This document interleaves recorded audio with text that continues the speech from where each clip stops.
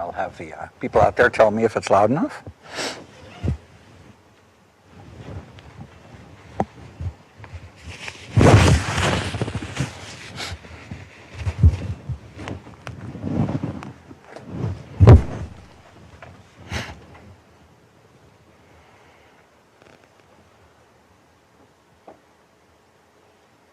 Yeah, I used to bike from Southwest Champaign all the time, but after getting hit twice, I decided, well, and you know, some of it's my own fault, sort of, but a lot of it just is, you know, out in Southwest Champaign, there's like these 4-lane roads, you know, Prospect or Kirby. There's not that much traffic, but boy, when you go there every day, you know, you just cut it too close, and it's just. So now I just go jogging out of the house because that seems to be safer, and just drive here, which is degenerate, but oh well. Okay, they can hear me, so I should stop talking about that and do the class. Thank you very much, Peter. Okay, so today we are going to, the first half of the lecture is still about music representation, and we're going to finish up on Midi. But any of these music representations have lots and lots of aspects to them, but Midi is an especially important one because it's lots and lots of places. And I'll play you some sound examples and such, but knowing the encoding of Midi is useful. Also, it's simple enough that you can understand the problems with it, you can understand how it works, and like if you want to make your own device or something, it's pretty straightforward to make Midi work, at least compared to any other protocol that you might have a choice of. Okay, so last time just some highlights. That I'm not going to go over all this again, but it's 31.25 kilobaud, and that is about 3 bytes per millisecond.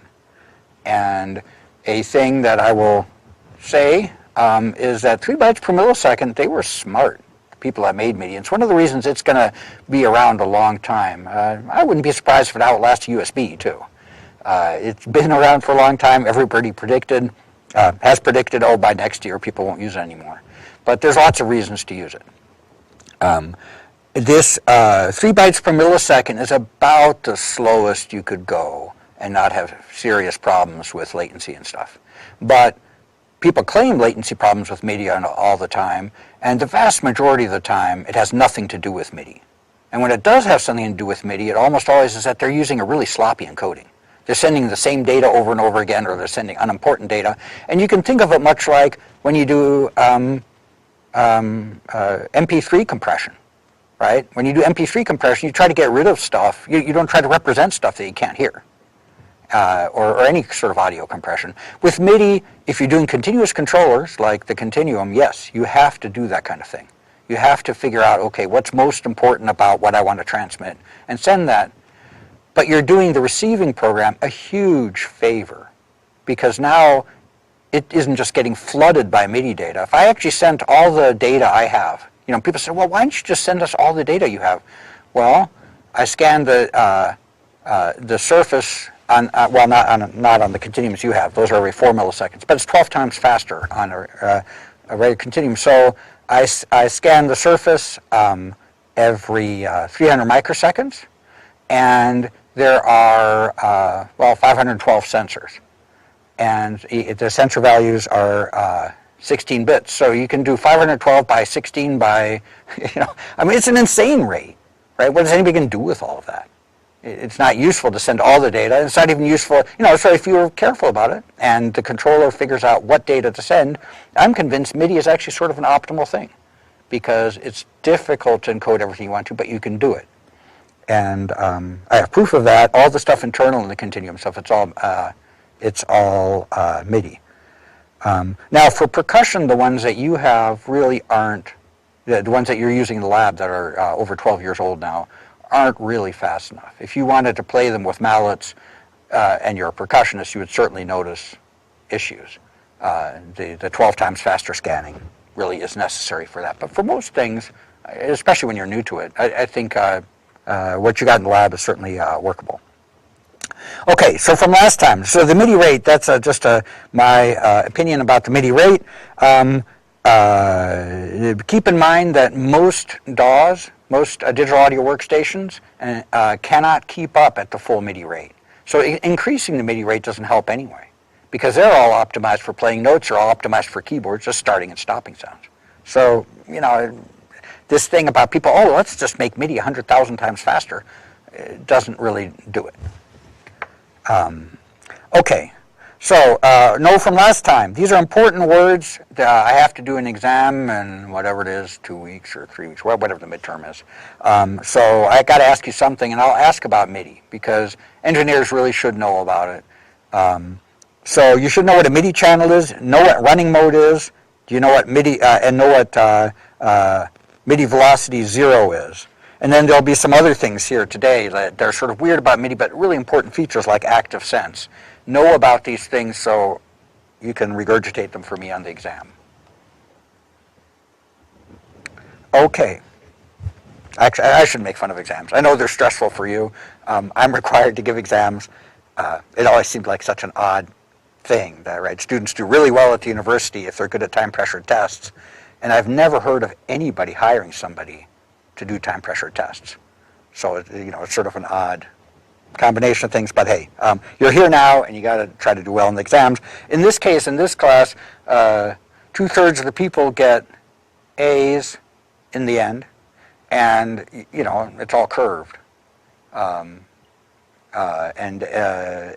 ECE majors are curved against other ECE majors, and non-majors are just treated separately. If you put in all the time and effort, then you're good.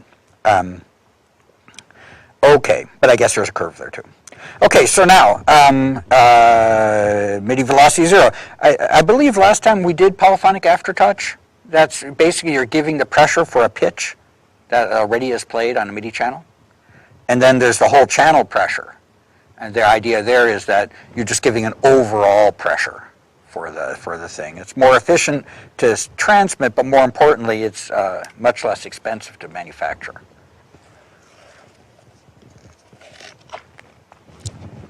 Okay, then there's a pitch bend wheel change. Just like when we did the history section, the Martin-O, there were controllers on the left. Well, we do that to this day. One of the pitch bend, one of the controllers there is the pitch bend controller. It is important because it is the only correctly implemented 14-bit controller in MIDI. Okay, so the pitch bend wheel has a high and a low 7 bits. And that it just tells you how far is it pushed, or if you're doing a vibrato, how far is the pitch offset. Take a caution here, though. Cheap old synthesizers only said 7 bits. 7 bits, they didn't. They couldn't measure to 14 bits anyway. So that's one big problem with it.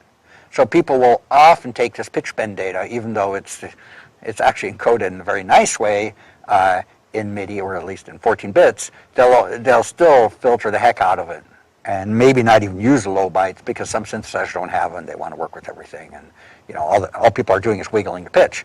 On the continuum, where you really want to play in tune, it's a really big deal that this is done accurately. So MIDI has really good support for it. On the other hand, in practice, a lot of synthesizers don't take advantage of that support. And this is going to be a theme where people blame MIDI for this or that. And actually, the MIDI encoding isn't the problem. It's just over time, how have people done this? And there are MIDI encoding problems, but there's also problems in MIDI where people think, oh, this is a problem with MIDI, but it's actually just the way it's interpreted.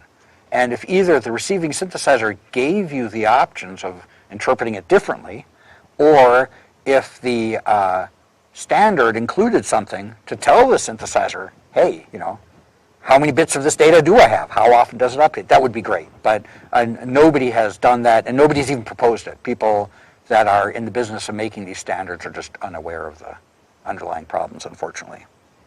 I will talk about what problems they have solved, but not these problems.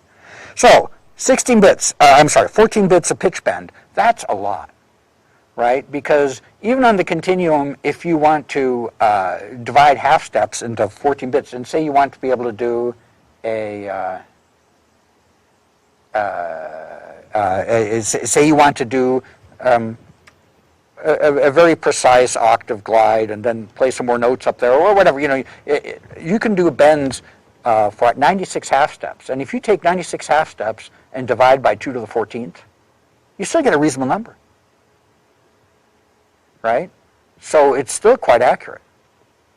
In fact, you can think of the bend. I mean, if you wanted to, you can set the bend range to whatever you want. This is a problem with the bend range. Usually, you have to be careful that the sender and the receiver, that you configured both of them to have the same bend range. It was a late-coming thing that Midi added a thing where you could say how big the bend range is, and very few synthesizers actually pay attention to that message, unfortunately. So usually it's just hand-configured.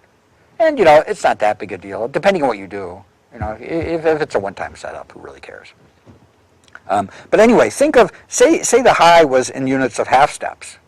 That's not exactly what the bend range would be, but just for approximation, you could go 127 half steps plus and minus, and then you would have 7 fractional bits, so you can go better than 100th of a half step. Right? So that's really good enough. It's great. 14-bit control is great. There was a question about the mod wheel.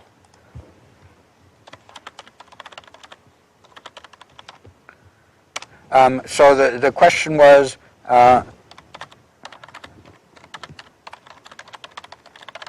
about later. Okay, come on. Return does not publish it. Where do I see?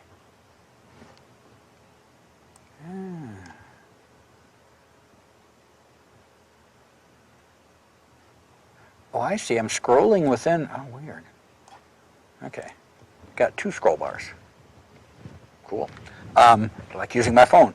Okay, so so the question here was, what about the mod wheel? Mod wheel is another standard thing that's almost in every controller. It turns out that doesn't have a special message for it.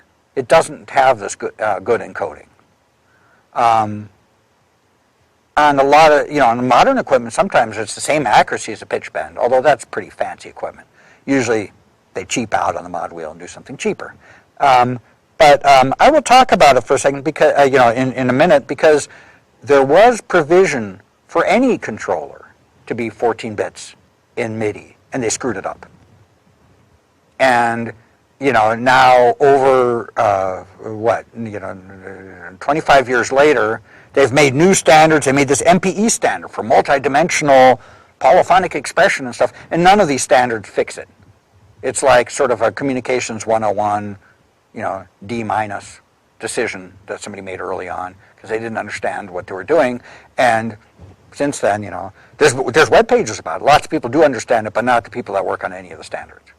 I've contributed to the MPE standard early on, and I finally gave up. It's just very hard to work in an organization like that where if you have knowledge of something and experience in it, doesn't give any of your arguments more weight. In fact, the bigger your corporation is all that really matters. And who knows if you actually know the subject material. So it's sort of an unfortunate thing with the standards. Okay.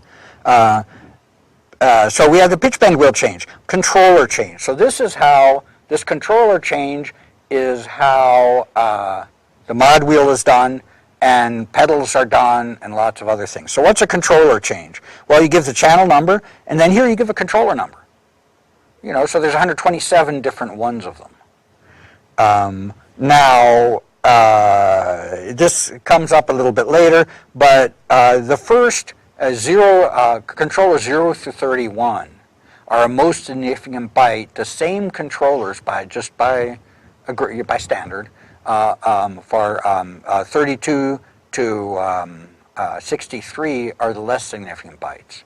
So they have this idea that, hey, we have these controllers, standard controllers defined like a breath controller or a volume controller or an expression controller, all these different standard controllers defined in the range 0 to 31. If you want to make them 14 bits, you can also send a controller 32 to 63.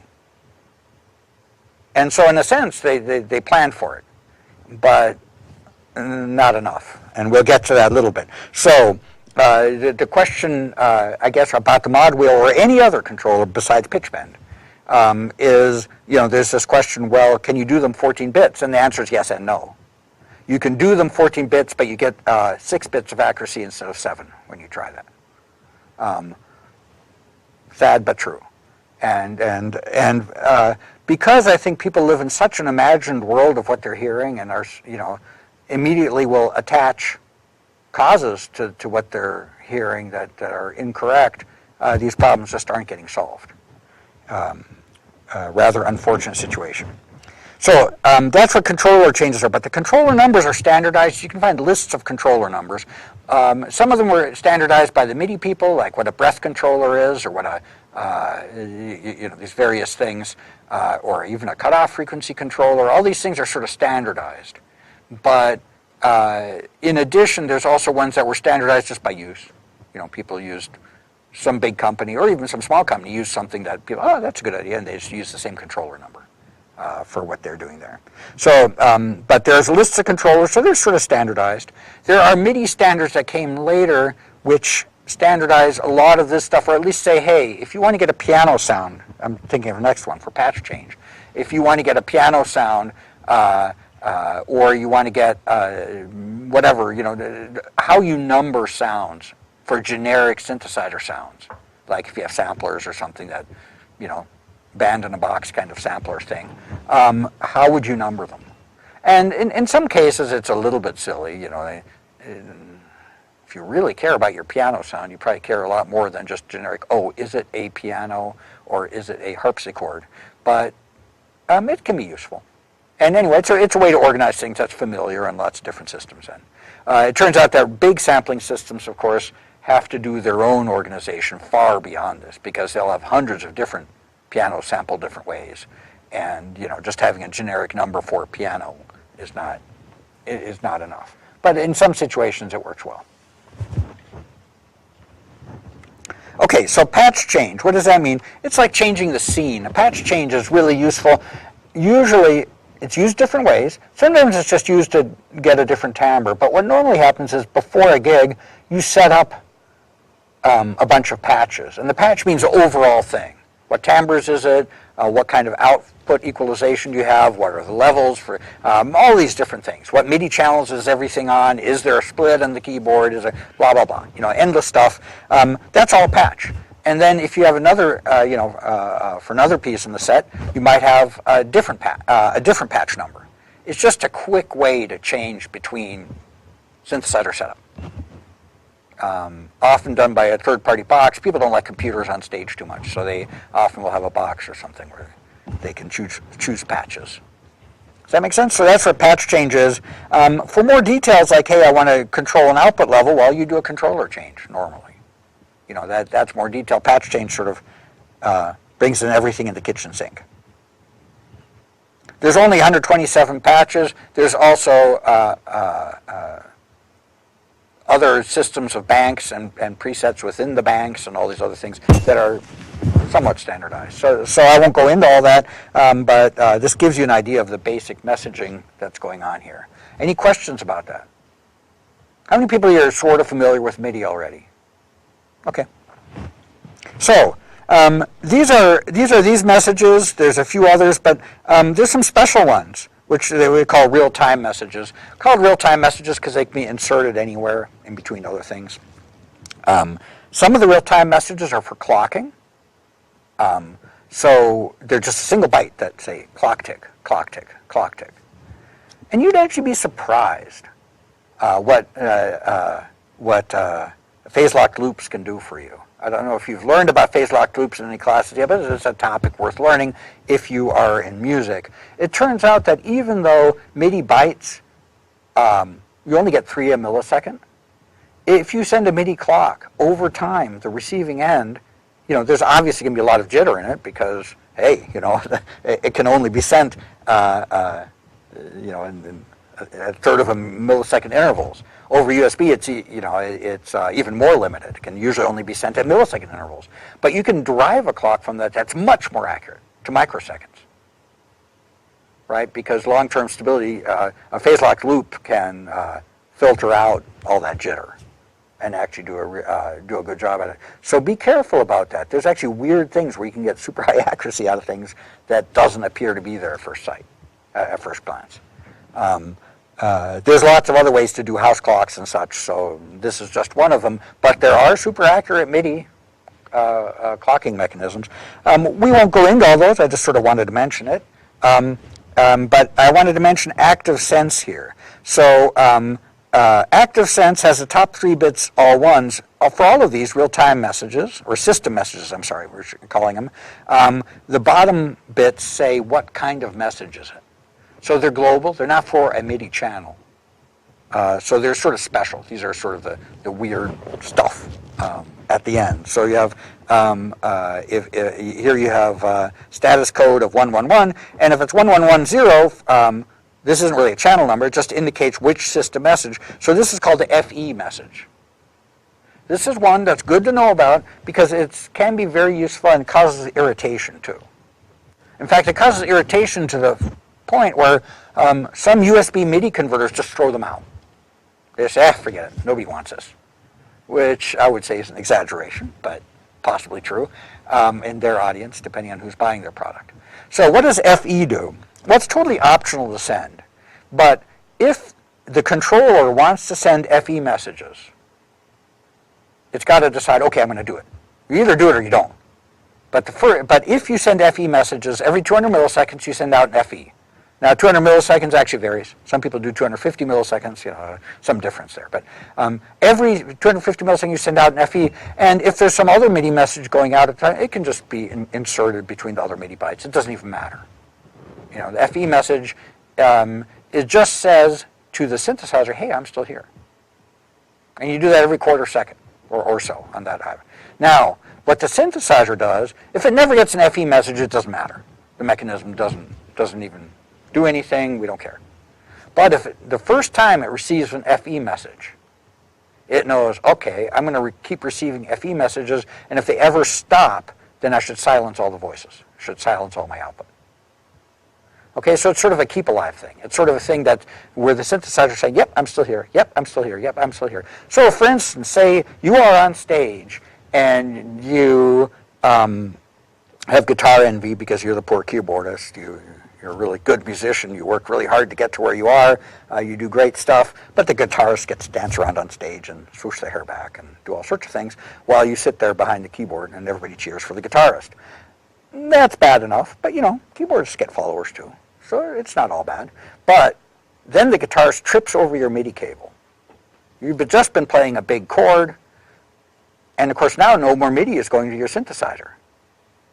Well, if that chord just keeps blaring and keeps blaring and keeps blaring until somebody plugs back in that MIDI cable, you're going to look really stupid because everybody knows that's a keyboard that's screwed up. So the FE is used in situations like that where if communications get lost, well, saying nothing is better than saying something. The synthesizer just quiet down. Uh-oh, are any of you guitarists? I'll quit making fun of guitarists. Or I don't know. I'm a violist. I like violist jokes, so I'm always making fun of guitarists.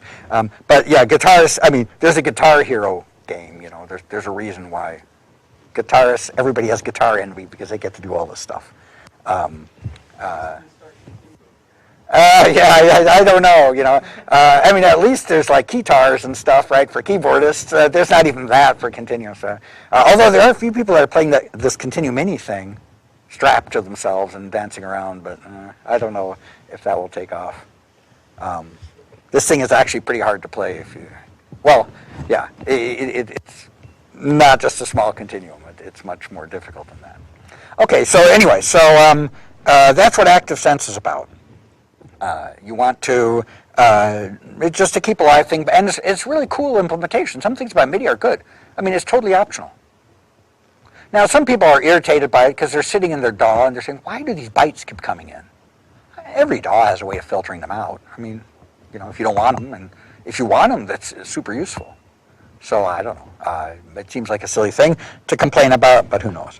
There's another thing that's also really great, but also just causes lots of problems, especially in soft synths, but even elsewhere.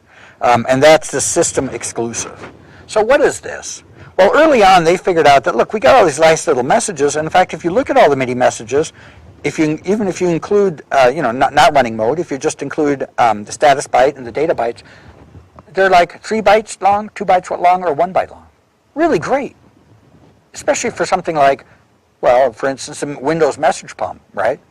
They fit in a 32-bit variable, a 32-bit integer. They're really, really convenient little bite-sized things you can move around and organize and stuff. It's really great. Well, except for the system exclusive. It's like what it sounds like. There's any number of bytes after an F0, and the way you, now they're data bytes after the top bit 0. And the way you can tell when it's over is when you get an F7. Early on, this was used for things like memory dumps. Like sometimes, you can send endless controller changes. That's what the continuum does. It sends endless controller changes to say everything that it's doing. But it would be more efficient. I don't do it for other reasons, but it would be more efficient to just use a system exclusive and do a memory dump. Instead of setting controllers for everything, just dump the part of memory that has the configuration in it, the data structure. Forget it. But we don't do that. So a lot of systems, though, did do that, and for debugging and for lots of other reasons, it was useful to do memory dumps, but it's also useful to do other things. Like, say you have a motorized slider system, and say the sliders have names above them and little LCD panels. And over MIDI, you're trying to, change those names. It's probably most convenient to use a system exclusive to say, hey, change slider 4's name, and here's the text for it. So there's lots of reasons to have system exclusive. And it's been standardized somewhat. The first few bytes after the beginning of it say what company owns this. Who owns this? Who's allowed to do this? Because it is exclusive to a system, and it's sort of nice for the receiver to know, oh, that's a Yamaha message, I'll ignore that. Or that's a Yamaha message, and I'll use it. Or that's a Yamaha message, if it's this particular one, I'll pay attention to it. Because it turns out a bunch of them have gotten standardized. Yamaha started doing something, everybody just did it the same way and just used their code for it. But anybody can define these. The idea is that you pay the standards organization for a number, and then you can send whatever you want. And you can publish it, or you can keep it secret, although a lot of people could look at it and probably figure out what it is you're sending. Does that make sense? The big problem in the MIDI system is that now you've got this thing that might be 5 bytes long, or 50 bytes long, or 5,000 bytes long. And that's problematic if these get triggered for some reason you start sending the system exclusive while you like doing a performance, right? MIDI is a real-time thing. This is strictly speaking for non-real-time use. Either that, or in real-time use, people do that too, but then you better stick to very short system exclusive messages. And therein lies another problem. If you have a real-time setup and you're in concert mode, you could ignore all system exclusives, but actually some of them are short and fit in just fine. And some companies like to use them a lot so it's a real hassle if you want to keep it real time. You don't really know, should I just ignore all system exclusives, should I ignore some of them? And and within operating systems, it's also a hassle. Like all of a sudden things don't fit in a single 32-bit number, and now you need a pointer to a data buffer or some other way of dealing with it. Okay? So system exclusive, super useful and big pain in the butt. The cool thing is, it's the only exception like this in all of MIDI. And MIDI, they really did some things pretty smart. The only long messages there are this. They're all piled in there, and so you have one place where you have to deal with long messages and decide what to do about them. And there is no easy answer. Obviously nowadays, if you have USB MIDI, you probably wouldn't use this too much. You'd probably use some other communications if you're going to do memory dumps, because there's lots faster things you can do. Right? MIDI on USB is the same rate as MIDI not on USB. So you really don't want to use it if you want a memory, if you just want to get a bunch of data from here to there. So one advantage of USB is that, you can just open another kind of pipe and get data through that way. But then you're in a customized land of drivers and other issues. It's not all for free. There's a lot of issues here. Doing good?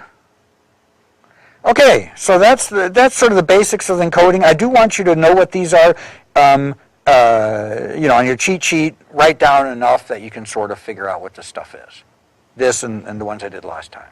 And know, the things I have at the top of the page. I got to do something, so I'm giving you fair warning. Also, understand this example. I'm going to play you an example here of Midi on CVC and a Voyager. And I will tell you this now. I'll probably put it on the exam again. I like to put it on every time. And about 2/3 of students get it wrong, even though in lecture I say, look, this will be on the exam, and here's the answer. So what I'm going to do for you now is I'm going to play a continuum controlling a Moog Voyager, an analog synthesizer, through Midi is the first one. And I'm going to play you the same, kind of noodling around. It's not exactly the same notes, but same kind of noodling around played through voltage control. So not through Midi, but through analog voltage control. And of course, everything starts out Midi on a continuum, but it goes to my analog voltage controller. So I can get into the Moog Voyager through analog voltage. And what happens? Well, everybody wants to say, oh, see, Midi is bad. Midi is slow. That's not the difference between these two things. It's the same synthesizer. It's even the same Midi, except one of them is going through my voltage converter, and the other one's going into their system, going through their voltage converter. And the two voltage converters make different assumptions about what they're getting. And that's all it is. It's not Midi itself. It is how is Midi interpreted. So I'm going to play you the examples, and I'll talk about it some more. The first one here is playing the patch through Midi into the Moog Voyager. Keep in mind, the Moog Voyager is really high-end, cool instrument under a long time. It's not just that, oh, this is a piece of junk. Don't discard it as that. It's much more complicated than that. Oops.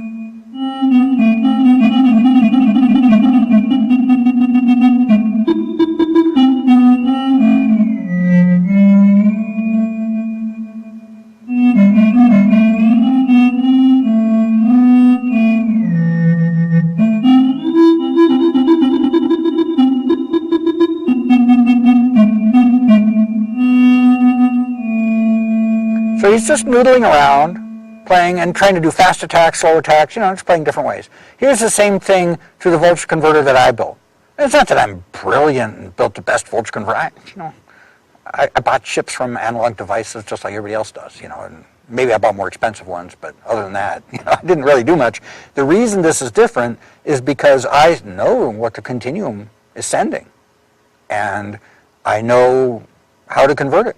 And I know not to smooth the heck out of it.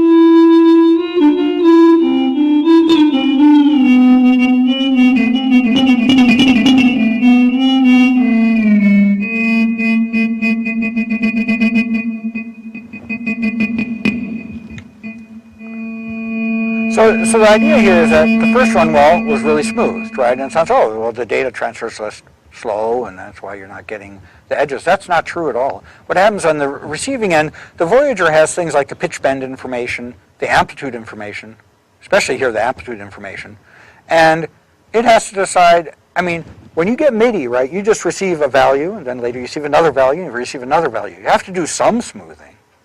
Right? It doesn't make sense otherwise. We'll talk about that more later, but you have to always do some smoothing. Question is how much. And if you're controlled by, cheap controllers like maybe sliders that cost 4 cents and the volume slider has big jumps in it, or the controller encoding is dumb, it just encodes big jumps, who knows what the reason is. But if you get big jumps in amplitude, you don't want it to click, if the person's just sliding the thing. So that's sort of what this is assuming, that volume control, that's for slow changes. Well, in the continuum, you can actually do quite fast, especially on the modern continuums. You can do it certainly, sub-millisecond, and then you try to encode that as efficiently as you can in Midi. But they're assuming that these changes would happen over hundreds of milliseconds. So everything is smooth like crazy. And if the sender is also really is only changing, sending out new volume values every 100 milliseconds, say, then you really do need to smooth it a lot, right? Otherwise you get steps. So it is a real conundrum. And of course, the real solution here is, Midi should tell you, hey, I'm going to update this at some rate. But nobody is, I proposed it for MPE, but it was rejected. or termed. People thought it was unnecessary. So, yeah. So here are some things. MIDI 14-bit encoding for high quality volume knob. You've got a high quality volume knob, a 14-bit analog to digital converter, which isn't that expensive, but you paid good money for the stupid thing. And then you have a MIDI encoder. Now in MIDI, you're going to encode here. This thing here says, you can see up here, this is a controller change, top bit set. So you can tell it's a status byte. And then the first byte here is a controller number. Turns out volume is controller number 7. Some people call it controller number 8 because they add 1, just like you add 1 to MIDI channels. Don't do that. We'll just call it controller number 7. Controller numbers generally start counting at 0 just because, whatever, tradition. So here's a controller number 7, and you can send the 7 most significant bytes, and then you do add 32, which in binary just means you set this bit, and then you do the 7 least significant bytes. So far, so good. That would work, but it would only work if it waits until it gets the 7 least significant bytes to use the most significant bytes. Does that make sense? You don't want to update the 7 bits and then update the other 7 bits in your synthesizer. The synthesizer needs to wait, and the standard needs to say, look, wait until you've received all 14 bits, and then update.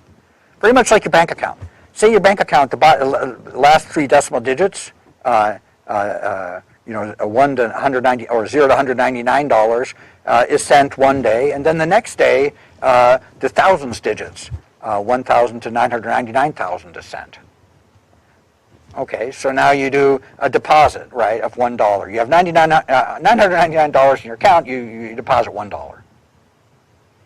Well, in that system, right, you're going to have $0 for a day, and then suddenly you'll have your $1,000 because they're updated asynchronously.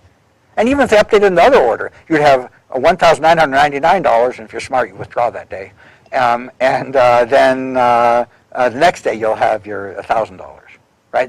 You got to synchronize. I mean, you can't. We got a weighted number system. You don't want to update one part of your half of your number, then update the other half of your number. It makes no sense. It's just like really basic. Duh. Unfortunately, the MIDI standard says that if you send the MSB, the most significant byte, like we did here, it's optional whether you send the LSB. And then it goes on to say, to try to be nice and general, because they wanted fine-tune knobs or something, didn't really think about what they were saying very long. Because in analog systems, right, you have coarse and fine-tune knobs, and those work because they're additive, but they're not different halves of a number.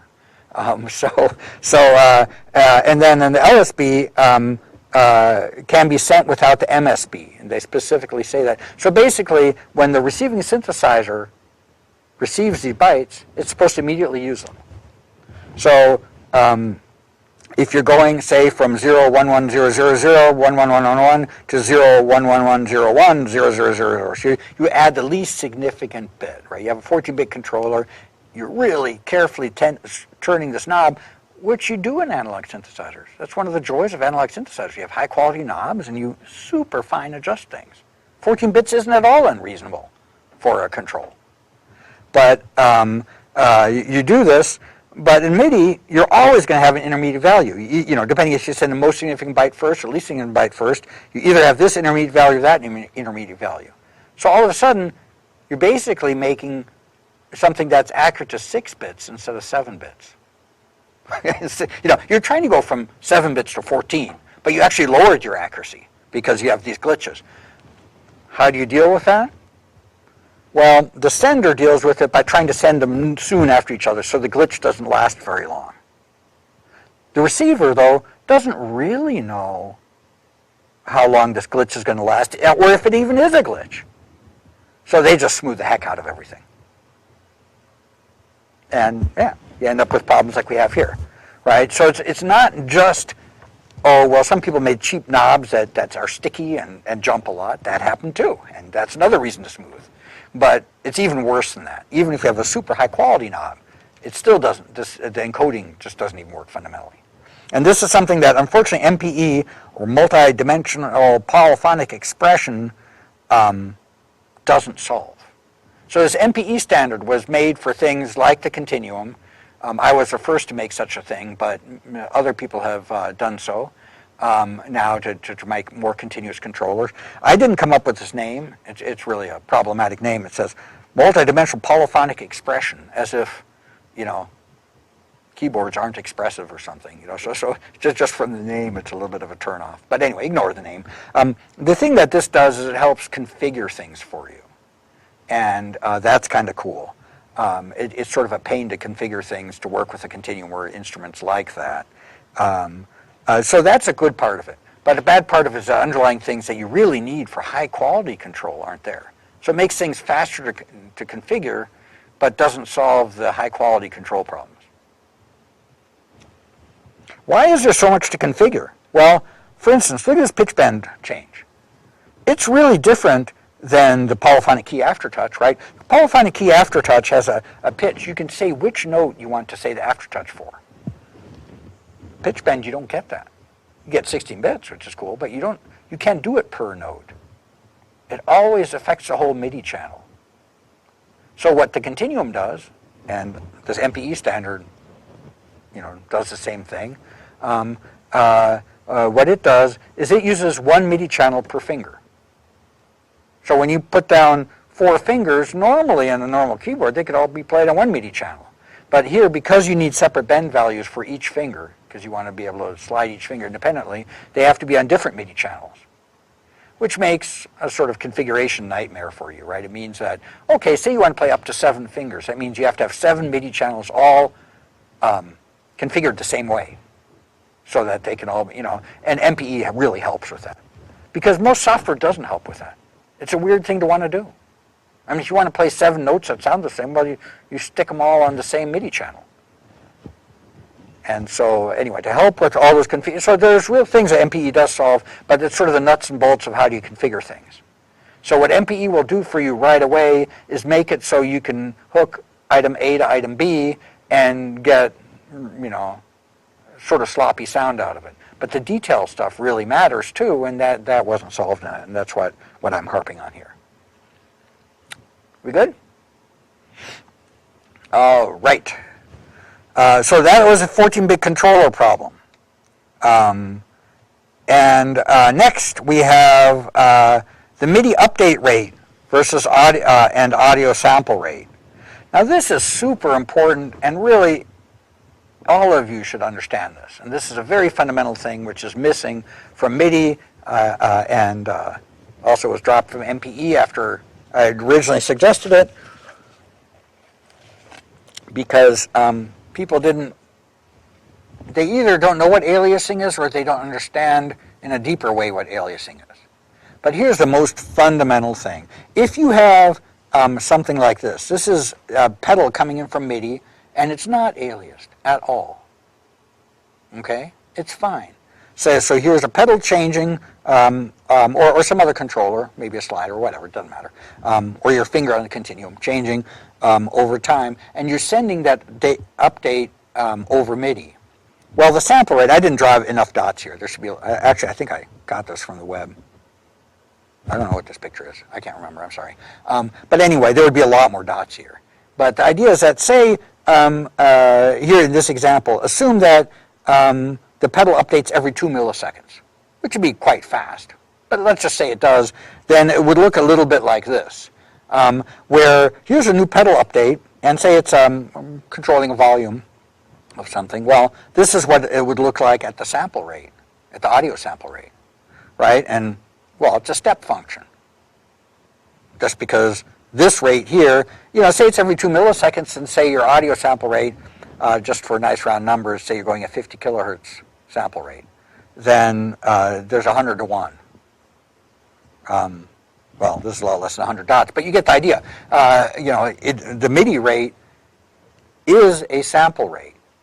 You are getting samples of the pedal and sending them. Okay? So there is a sample rate there. And I think one of the fundamental reasons why people are so confused about this is that in MIDI, if the pedal stays in the same position, you don't repeat the sample. Or in audio, You know, if you have some DC value, yeah, you just repeat that DC value over and over again. So there's, you know, but this is sampled at some rate, and there's an optimization that if it didn't change, you don't send it again. But this is sampled at some rate, and the receiver has to know what rate it was sampled at. And it makes a huge difference if it was every 100 milliseconds or every 2 milliseconds. Because basically, you can just look at the step, right? You want to smooth out these steps. But if you don't know how long the step's going to be, you don't know how to smooth it.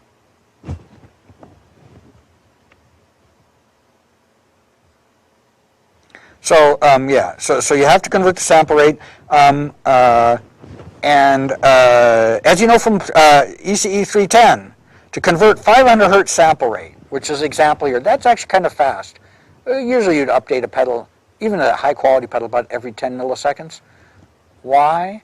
Well, think about the frequency content. Do you really have more than, than 50 hertz of frequency content in how you can move your foot?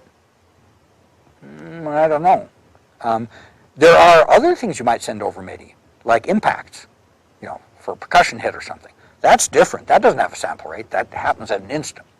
But for these things that you're giving continuous values for, or continuous controllers, as they call them, expressive controllers here, they have lots of different sample rates. And the continuum, you know, the X direction, the Y, you know, how fast does a pitch bend update? That's a sample rate. All these things are sample rates, and the receiver has to know, or you get aliasing. If you don't do, and when you do the filtering, you can't, a lot of people are confused about that. I've seen so many cases where people take the MIDI, and then they smooth this yet more, then go to full rate. That doesn't make any sense. If you're going to smooth it, right, you have to put it into the higher sample rate, into the audio sample rate, and then apply a low-pass filter or however else you're going to do it.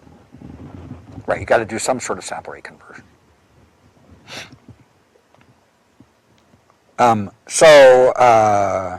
So MIDI doesn't tell you what the sending sample rate is, so you know you don't know if it's 20 hertz or 500 hertz or what. Most pitch bend wheels go about 20 times per second, where you know on the continuum I go much faster than that, and that's a big problem just for pitch. Volume is even worse. Volume is, you know, goes even lower, and so that's why we had this problem on this Moog Voyager thing, because it just has to make some assumptions about what it's doing. All right, I'm going to play you an example, just as a counter example to all this. Let's see what he got here. Oh, good. I'm going to play you, this is Ed Egan's Metal Bar Rub. So, the sound...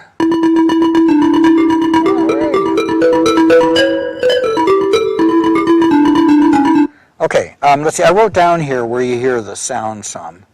Let me check here. At 29 seconds. What you're going to hear is sort of a rubbing sound here. Now, often update noise, well, it's called update noise, the aliasing that you hear from MIDI pedals, or it's sometimes called zipper noise, because it sounds like a zipper, or it sounds different ways. In this case, what he's doing is we're talking about this and stuff, and so Chris, then he had to make a counterexample. So here, he's actually taking advantage of these steps.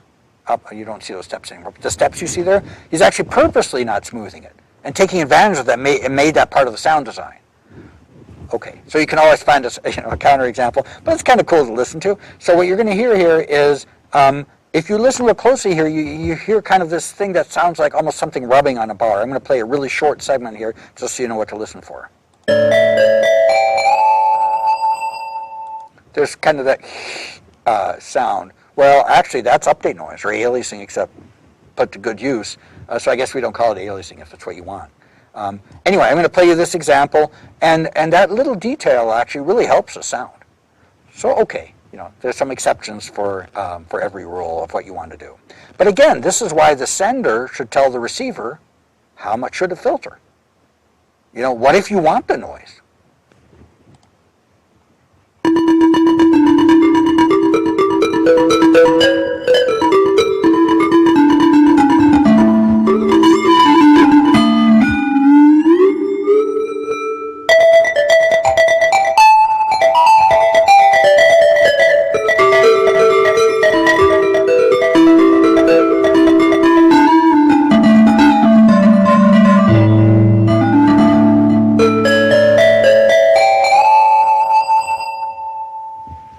So when you, if you're interested in this, I mean, I don't know if we're going to do final projects or something. It seems like there's no real way to show them. We just sort of, it didn't work last semester, and I probably won't do it here. But you'll have time in the lab. And one of the things to investigate, if you're interested, is, look at these sounds. Really look at them in detail and figure out what makes them go. For instance, this metal bar rub, you can find that sound in there.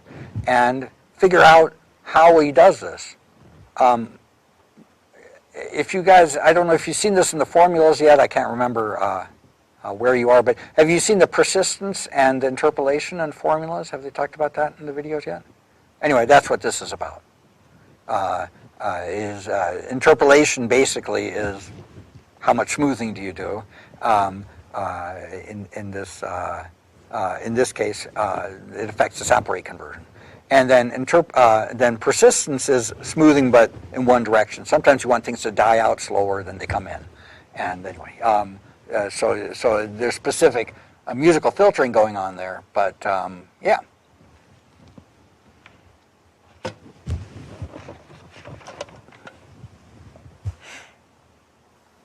Okay, what do you mean by overfiltering data at 10 hertz?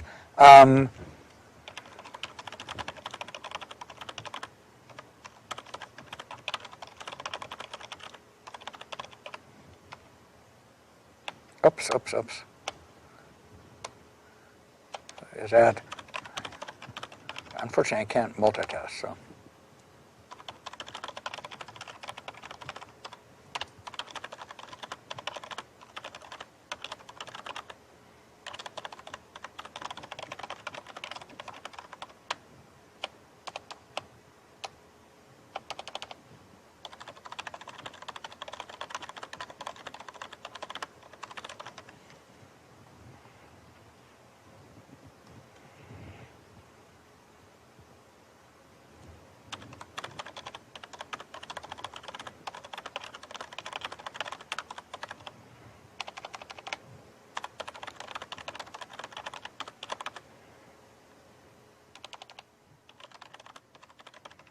Okay. So the question here was, what do you mean by over-filtering data at 10 hertz? I guess it has the phrase in the text there. What I mean by that is, say you're receiving a change like this one here, and you don't know, and you're just assuming, well, there's not going to be any information in this above 10 hertz. So when you go to here, when you go to your full sample rate world, your audio sample rate world, you filter it at 10 hertz. You have a low-pass filter, and its cutoff is at 10 hertz. So that will smooth all this out, right? That'll make a nice smooth function, and everything's nice, except it smooths it out excessively, or it can. Depends how often your pedal comes in. If your pedal only comes in at 20 times a second, then that's totally appropriate, right? 20 times a second, sample rate of 20 hertz. So you're not going to have any useful data in there above 10 hertz. You want to filter it out. But what happens if it's coming in 100 times a second? Then if you're filtering at 10 hertz, you might be missing things. Because maybe it's not really a pedal. You don't know what's connected on the other end. It's just Midi. Maybe it's somebody's finger on a continuum and they're trying to play percussively, like the example you just heard. Does that make sense? All right. Okay. So I do want to talk about this problem that low precision and very slow controllers totally dominate the market.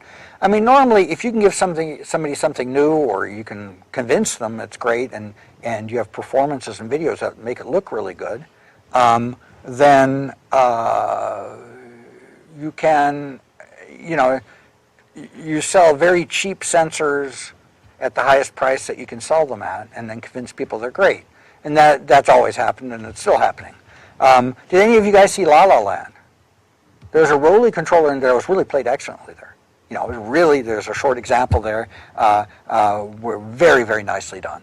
But in general, I'm going to show you that controller, in general, it's a very imprecise, very slow controller, and that was just a brilliantly used thing that you can do with it. So it's not that every controller in the world has to be super fast or super accurate, but if the majority of controllers out there are very inaccurate, then for a high-end, fancier controller like the modern continuums I'm building, it's sort of a problem. even this thing here is much more accurate than any other controller as far as time accuracy goes. Because it's going at about 3 times a millisecond, or about 300 microsecond scanning rate for fingers, and nobody else does that. So I want to talk about that a little bit. Here is the Rowley Rise 25, and this is a 10-second note. It's just got some tremolo on it. This is pressure versus time, and you can't see all the dots because it's too much data. But you can sort of see what's going on here. Here on the continuum, you're playing the tremolo, and you can actually see the shape of each tremolo. And during the attack here, it's hard to see the detail, but hey, it's a smooth function, and it's, you can imagine every time you play it, it's going to be a different shape. Certainly every vibrato's shape. Now the same thing played on the Rise is, look at these perfect triangles. Well, that's all fake data, right? It can kind of tell you're going up and down what rate you're going at, but it doesn't have much more than 1 or 2 bits of information about, so it just makes straight lines between them. But nobody actually has a finger that can do this. I mean, this was the same finger that played this, but when you have a device that you want to make inexpensive and simple to create, that's what you do. You take a tiny bit of data or information that you can eke out of a cheap sensing system, and then try to make it look really good. But that's what's going on here. So fundamentally, you have here, very few data points. The time accuracy is also poor here, but the amplitudes and such, and the shape of the thing is just totally lost. It's just made into, and so. But Rowley is a very successful company, at least at raising money. They've raised over $150 million. I mean, that's a lot of money in music. Way, way, way, way beyond anything that any other synthesizer company has any done. So, the stuff they produced were the best funded synthesizers ever in history by a huge margin. Yeah, there is a real difference there. And then if you claim that, it's super accurate and super sensitive, people don't know and they don't look at it and they can't really tell. The worst thing about it is, hey, if you don't play real well, this might actually sound worse than that. Right? Making it more sterile but regular actually might improve the sound. So it's all sorts of problems. Now, my argument for that would be, well, if you really wanted to do that, take something that's more accurate and dumb it down when you want to dumb down. Don't. But in any case, that's what's going on there. But even more egregious here is look at the first 40 milliseconds of the sound. Now, the attack of a sound, the beginning of the sound, is super important. And you sort of saw a hint of that in the trumpet paper and such, but that your ear is actually very much sensitive, not just to spectrum really, but even to time domain shape of what is it and the attack. It's a really big deal. Well, for the first 40 milliseconds, this thing produces a single value.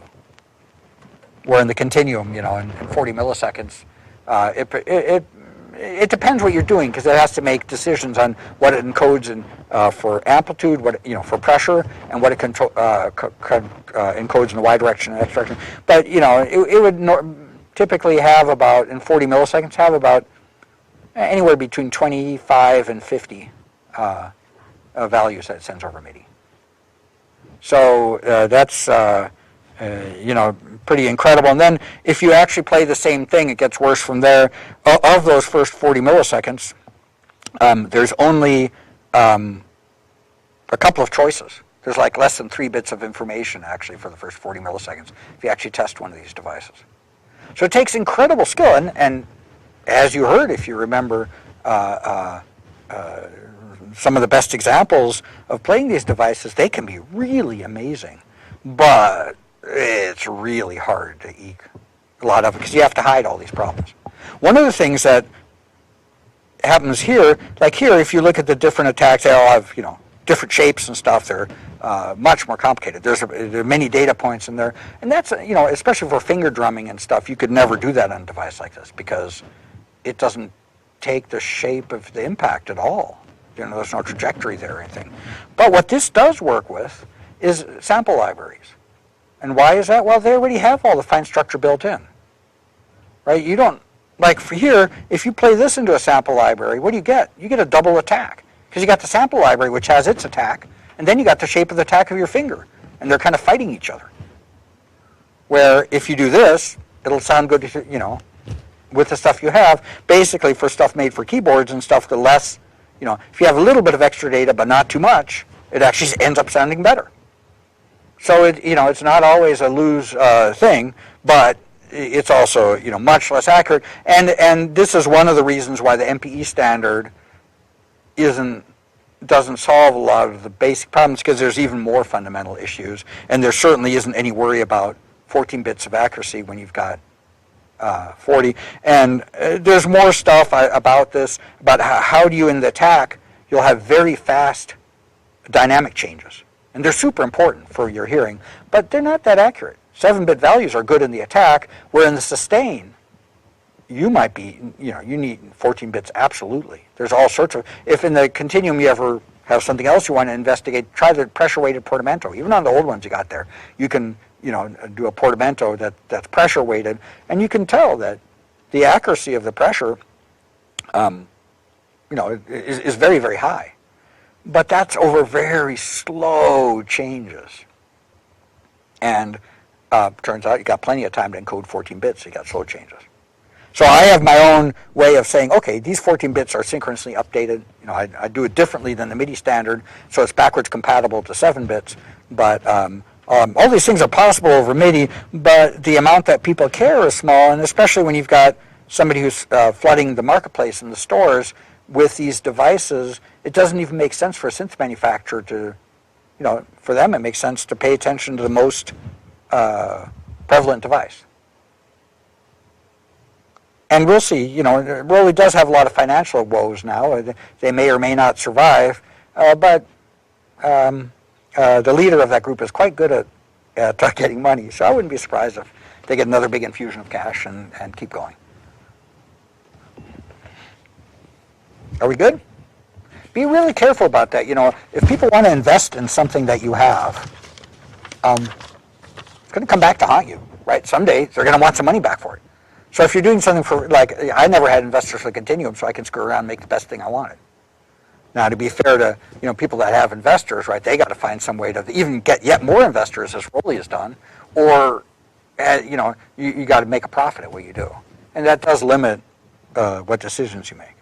Any questions about that? All right, that's enough of music encoding and MIDI in this case. I now want to talk about psychoacoustics, music perception and analysis. Psychoacoustics, how do you hear, and what do you do with it? So this is another different major topic. Again, another thing that you could do a major in, you could do a PhD in, or you can do 2 lectures of ECE402 in. So we're just kind of flying through this here. But I just want to give some ideas. So music perception analysis, so I just want you to think about, and this is, to give credit where it's due, this is similar to how Professor Beauchamp, way back in the 1980s when I took this class, presented this. So in the back of your notes you can look at what he has to say about it if you like. But here's just sort of a summary of it. You don't have to look there if you don't want. One of the things about music perception analysis, well, if you look at sound and music, psychoacousticians think about how do you perceive it? What are the capabilities of the human hearing system? And that's sort of what we want to talk about here. People that are in the music department normally care about how sounds affect the listener in musical situations. But it's more emotional. It's more, what kind of social idioms are there? How do you build up tension? That kind of thing. And in physics, you measure physical parameters like frequency or amplitude. Time depends, the spectrum, that kind of thing. So these are all part of it, part of a whole, but they're pretty different ways of looking at things. For the psychoacoustic part here, I want to talk about pitch, loudness, timing, and timbre. Just sort of as 4 aspects. It turns out timbre, we'll talk about it later, is sort of this catch-all group. These are kind of a silly division. I laughed at it when Professor Beauchamp taught it this way, and then I never came up with anything better. I used to give the IEEE, I don't know, some standards organization definition of these words, and they're totally idiotically useless. It's hard. How do you even define these things? But anyway, so the thing to note, this stuff evolved into complex methods of notation and composition and performance. they're a big part of musical culture. What is sort of interesting, standard music notation. How much of standard music notation is for pitch? Well, a whole lot. The staff lines are, the clefs are, the sharps and flats are, the pitch is all over the place. Well, and it's okay, pitch is the most sensitive, by orders of magnitude, the most sensitive sense you have in the human. So that's okay. The widest dynamic range, I mean by that. Okay, how much of it is loudness? Well, almost nothing. There's like fortissimo and, dynamic markings and hairpins, crescendos and decrescendos and indications that say, play this really loudly, but very little, right? Accent marks, maybe, not much there. So it's kind of weird, Timing, that's somewhere in between, right? You got note beaming, you got time signatures, you got bar lines. So there's a fair amount for timing, but not nearly as much as for pitch. Timbre, well, almost nothing. At the top it says violin or cello, and or trumpet. So very little about timbre. But there might be indications about how to play it. Sometimes it says collegno, play it with the back of your bow to get sort of the woody or sound that makes, or whatever. There's a lot of different things for play it with a mute, but very little of the actual notation has to do with that stuff. So that's sort of an interesting thing. Among other things to think about too, if you're going to make a synthesizer, is, what about human control bandwidth and accuracy? And I've had these conversations with people like, well, an iPad, you don't need a continuum. iPad has a touch surface, and they even said this 10 years ago, you can just play it, and I told them, yeah, well, why don't you draw your Steinway grand piano keyboard on your iPad and play that instead of getting real Steinway. And, somehow people don't think about, well, things aren't that simple. Like the accuracy that people have is weird, and it doesn't translate exactly to an XY mechanism. And in fact, people can learn additional accuracy, like because of these feedback loops that exist in performance and stuff. They can get incredibly good. Like, for instance, on a violin, violinists can place their fingers on the violin provably easily, better than 20 microns. And when you put your finger on the iPad, it can't tell the 20 microns where you're at. End of story.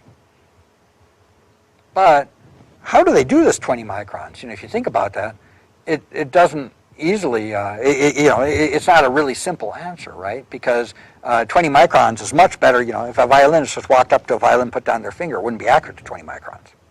But if they play an interval and have listen for the beats and let them melt away as they roll their finger just slightly, that's how you get it, right? So it's not this generic, oh, you're always accurate at 20 microns. It's a much more complicated setup. But if you have an interface that cannot do that with at all, then, well, it certainly isn't going to, it's silly to claim, oh, it's just as good as, it's as good as you need, because there's acoustic instruments that do much better than that. There's other odd things, right? Like barbershop quartet singers have to stand near each other because they get the skill of actually picking up the vibrations in their body and working with them. So they're like even much more accurate, just insanely accurate. And if you separate them, they're just close to each other, but they're in isolation glass boxes, it doesn't work anymore. If they're just listening to headphones, it can't do it. Really good ones can get close, but it's much better if they feel the vibrations actually in their body. So all sorts of tricks that are used in the acoustic world, and it's really easy to underestimate what they are. What engineers like to do is like have a data glove with 85 degrees of freedom and say, see, this is better than anything acoustic. There's a lot of shortcomings in that kind of idea. Maybe someday possible, but people are very far away from it. I've never seen students that make data glove music interface. I always tell them, look, if you make something that has sub-millisecond accuracy, just so you can finger tap, nobody in the whole world has ever done that. And there's been thousands and thousands of data glove music things. Why don't people solve problem number one? You want accuracy, right? If you're going to have it. Don't know. Okay. So, Next topic here, pitch and frequency. What's the difference? Pitch is not the same as frequency. Now we always, in the earlier part of this lecture, we said pitch for MIDI note number, which is really not correct. So these are sloppy terms, but in psychoacoustic world that we're talking about now, pitch and frequency are different things. Very, very important. Pitch is a perceptual attribute of sound, and frequency is something that you measure with an oscilloscope in psychoacoustics. Well, maybe not an oscilloscope, something more accurate. Oscilloscope, actually, when you're looking at a screen, right, it's very hard. You don't hear anywhere near as accurate as your ears would hear pitch, but or frequency. But anyway, pitch is perceptual attribute of sound. So this simple examples. Stevens, this is from 1935, not new news. If you have pure tones or sine waves, as in psychoacousticians say pure tone, that means sine wave. Above 3 kilohertz, if you make it louder, the pitch goes up. Try it sometime in a lab when nobody's around to hate you. Don't do it with headphones. It's always dangerous to listen to equipment with headphones. But also, don't go to real loud volumes, because then you're distorting. Your speakers are making harmonic distortion, and you're cheating. You've got harmonics. Those are no longer pure tones. So don't do it real loud. But do it at a reasonable intensity. And then again, if you're below a kilohertz, then as you turn it up, it actually sounds like the pitch is going down. Just weird, but true. Now, these are pure tones. These are sine waves, right? But that's the whole point here, is that, hey, your human hearing system is pretty complicated. It doesn't have a frequency detector. You know, there's more, there's something different going on than that. And there's also these weird things, pitch dependence on duration. Like, you know, people can tell pitch much more accurately for longer notes than for shorter notes.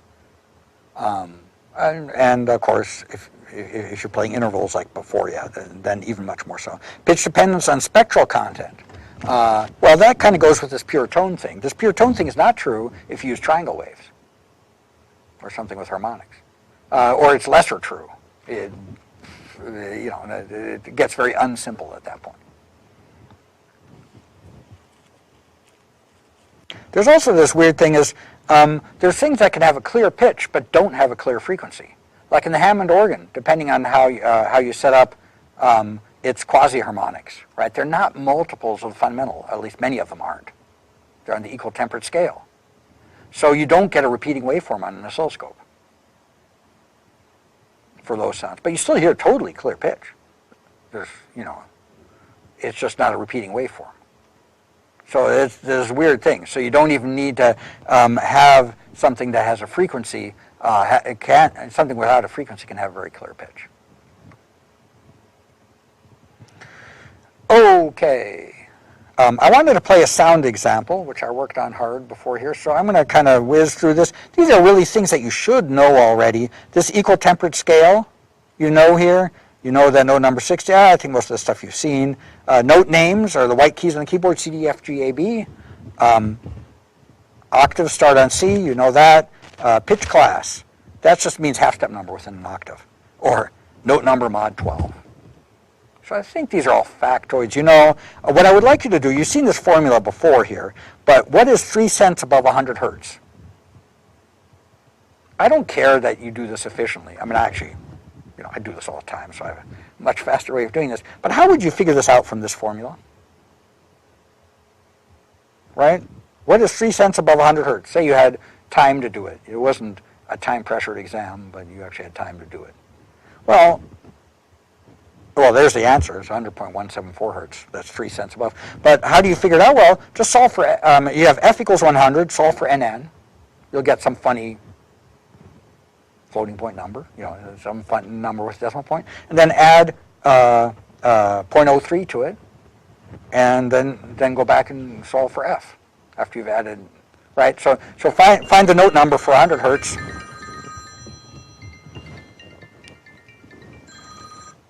Find the note number for 100 hertz, then add 0.03 to it. Remember, the note number doesn't have to be an integer. It certainly won't be for 100 hertz. It would only be an integer if 100 hertz were on the equal tempered scale, which I can guarantee you it is not. And then add 0.03 to it. Does it make sense? This isn't higher math. Just beware of simple things. Okay. Pitch and missing fundamental. So I'm going to play you a sound example here. I'm going to try to explain what I'm talking about here. But one of the things is you can hear a clear pitch for a frequency that has no energy. I'll say it again. You can hear, say, for instance, you hear you can very clearly, for instance, hear a 60 hertz. 60 hertz, bad example, because that's. You can very clearly hear a low A on a Midi keyboard, a low note. Clearly hear that frequency, despite the fact that there's no spectral energy, zero spectral energy at that frequency. And I will show you that in an example here. In this example here, what is interesting is say you have this sort of a spectral envelope. If you play this dark black line here, this is how loud the fundamental is going to be. Next harmonic, next harmonic, next harmonic, right? If you play this black line. Now, if you play 2 octaves lower, it's a quarter of that frequency. It's down here. All of a sudden, the fundamental is like 0 or non-existent. And this is common in acoustic instruments. There's a lot of instruments that can't actually vibrate at the frequency that you're hearing. Organ pipe can, right? And that's why, if you a pipe organ, that's why when they play a really low note, you feel it in your chest, because those are frequencies you can feel. But if you're not feeling it in your chest, there's not actually a vibration at that frequency down there. You're hearing all the harmonics, and your ear puts it together so that you know what the pitch is.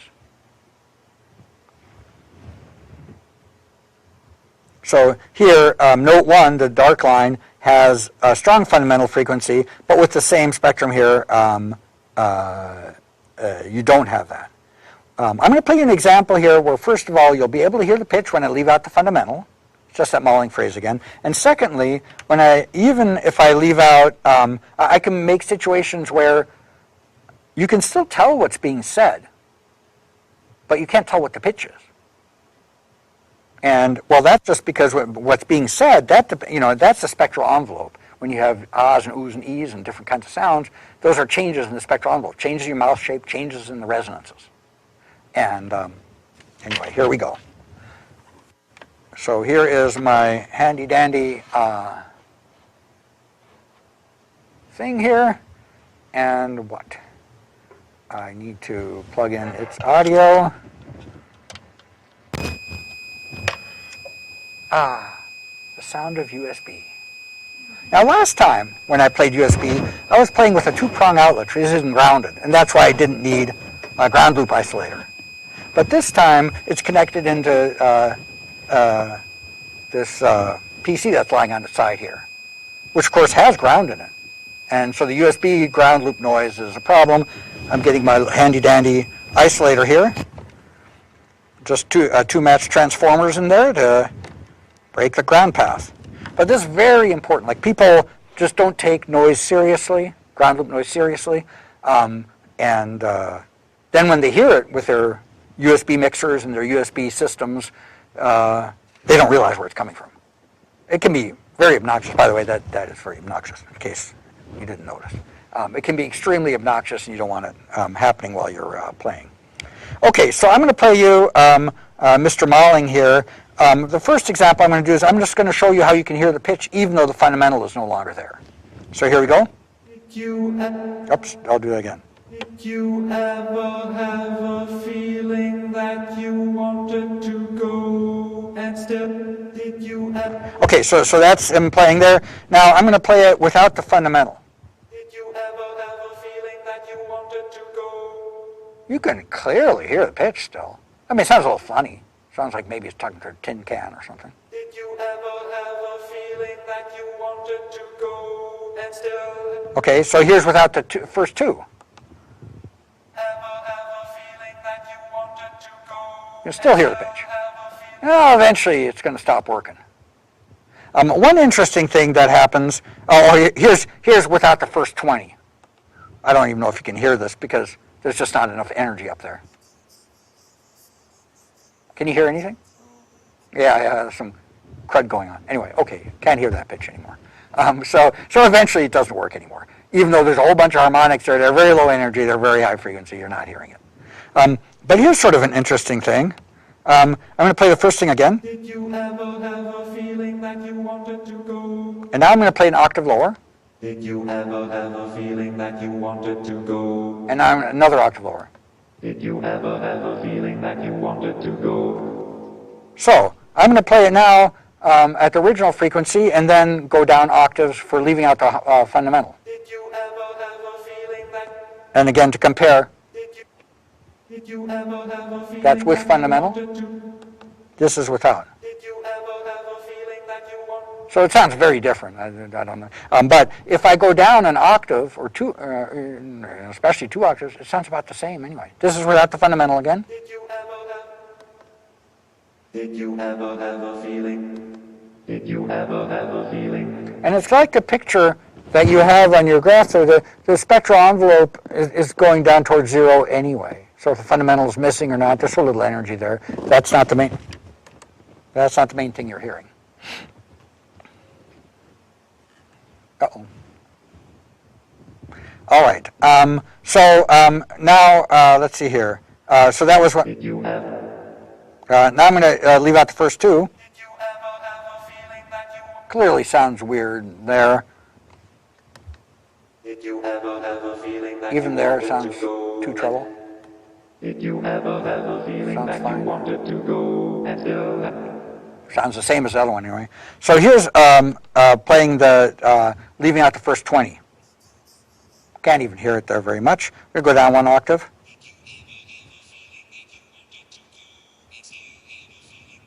You can almost imagine you understand it, but you can't tell the pitch. And here's 2 octaves down. Did you ever have a feeling that you wanted to go and still have a feeling that you wanted to stay? So it sounds cockroachy. You can't tell a pitch, but you can clearly tell what's being said, right? And so what's happening there, you no longer tell pitch, but you can still tell the spectral envelopes. So those are 2 different things. Or when I say tell the spectral envelope, that's kind of like telling the mouth shape. You can tell where the resonances are, which indicate, which are determined by mouth shape, which is determined by what kind of vowels are you trying to say, or what sounds are you making. All right, that's it. Thank you very much. Appreciate it.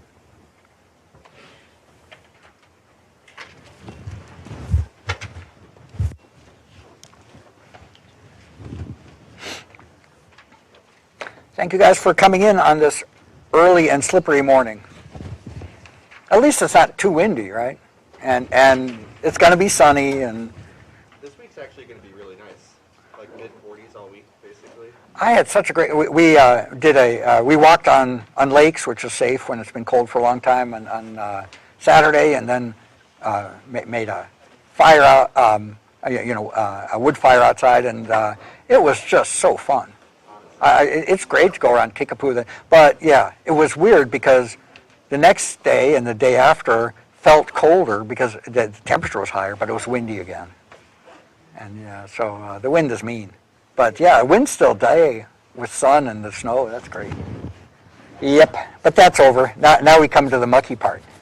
But as you say, the weather will be beautiful. We'll see you. Thank you for coming. Thanks. We'll see you. Have a good day. Thank you.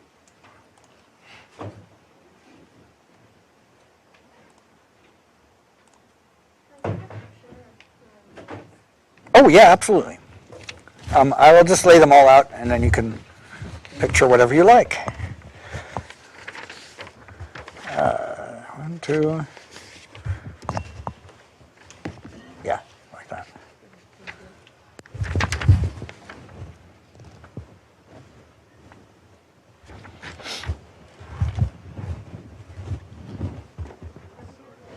Thank you. We'll see you.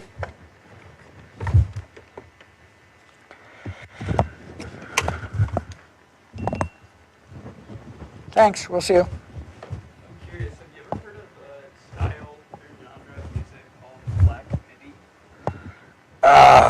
I don't know. I mean, actually, I might have mentioned this, but I have terrible memory problems. I can never remember anything. Yeah. So I don't remember the name now.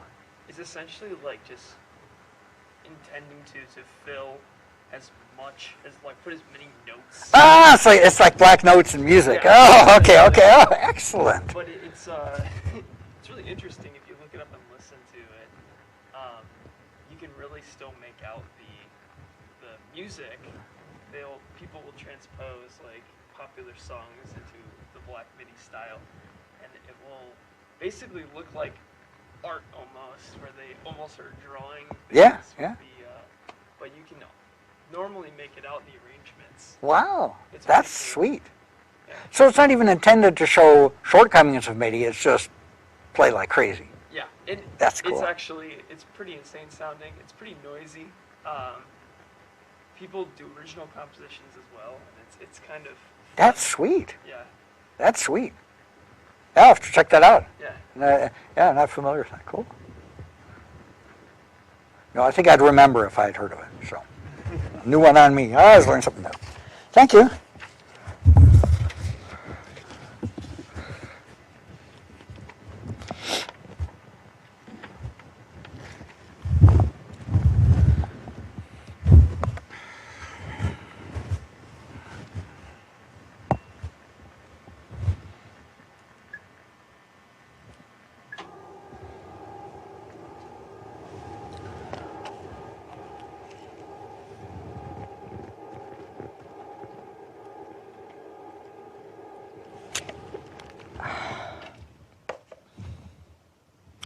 Alrighty.